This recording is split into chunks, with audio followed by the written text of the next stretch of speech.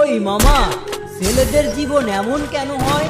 একবার স্বপ্ন পূরণের আশায় বাড়ি ছাড়লে ওই বাড়ির মেহমান হয়ে যায়।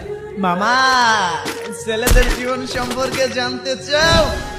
তাহলে শাহজালাল আন্তর্জাতিক বিমানবন্দরের দিকে একবার তাকাও।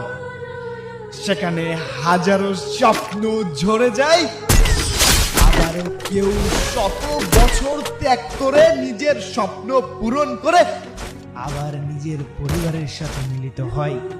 একদিকে যেমন প্রিয় মানুষকে হারানোর বেদনা, তেমনি অপর দিকে দেখো আনন্দের বন্যা। নিজের স্বপ্নগুলো ভেঙে 7-8 লক্ষ টাকা ঋণের বোঝা মাথায় নিয়ে চলেছিল পরিবারের স্বপ্ন পূরণ করতে। হয়তো সফল হয়ে ফিরে আসে, আর যদি বিফল হয় ভেঙে চুরে চুরমার হয়ে যায়। তবে ভাই, সকল আদম ব্যাপারীদের একটা কথা বলে যেতে চাই।